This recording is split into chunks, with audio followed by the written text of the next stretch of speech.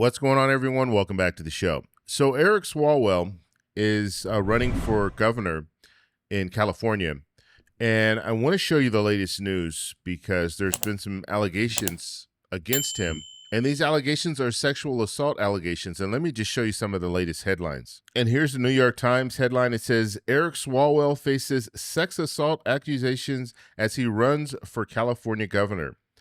San Francisco Chronicle says ex-staffer says Eric Swalwell, candidate for California governor, sexually assaulted her. And then you have Axios reporting Eric Swalwell and Tony Gonzalez set to face expulsion votes over misconduct allegations. BBC is reporting calls grow for Swalwell to quit California governor race after sexual assault allegations. And CNN's reporting Democrats withdraw endorsements of Eric Swalwell and demand he end bid for California governor. The Hill's reporting Luna moves to oust Swalwell from House over assault allegations. USA Today is reporting Dems urge Swalwell to drop bid for California governor amid sex claims. And so you see there are a lot of politicians right now calling for Eric Swalwell to drop out of this race. And if we look at this recent Emerson poll, it's showing that Swalwell was the front runner. He was ahead. He was leading. Okay. And basically, and this is an open primary, a jungle primary. And so you had Swalwell at 17%, followed by Hilton at 13%, and then Steyer at 11%, Bianco at 11%, Porter at 8%. Now, what will happen if Eric Swalwell drops out of the race? Well, if he drops out of the race, his 17% is going to have to go somewhere. Well, where's it going to go? Well, we know Hilton's a Republican.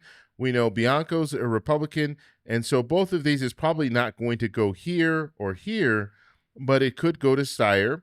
It could go to Porter. And so this makes the race even more interesting because before this, Democrats have a lot of people running for governor. And in a jungle primary, it's the top two vote getters. So there was a possibility that it could be Hilton and Bianco, and both are Republican. And so the top two vote getters, they move to the general. And so if you have the top two vote getters, Republicans, moving to the general, guess what?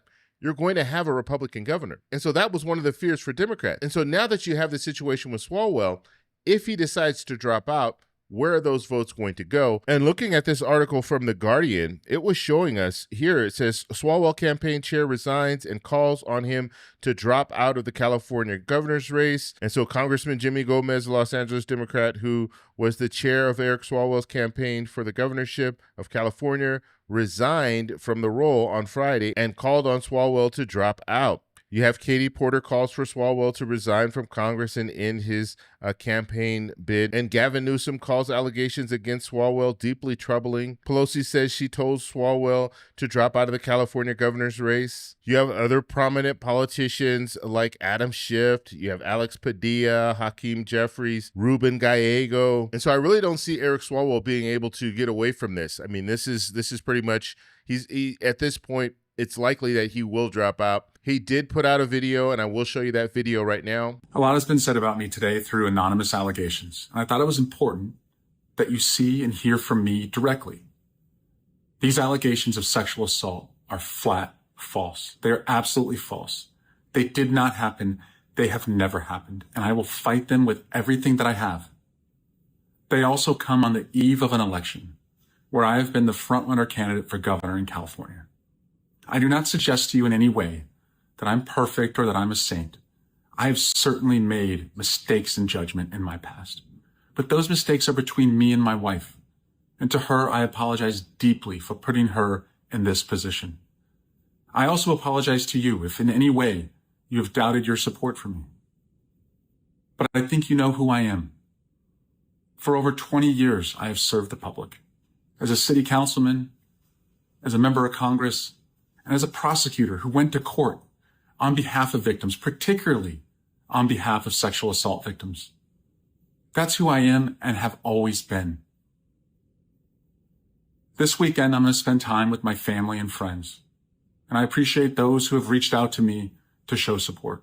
And I look forward to updating you very soon. And so there's him addressing the situation, saying that these allegations are false. However, Eric Swalwell, he's lost support with all the politicians that I just mentioned.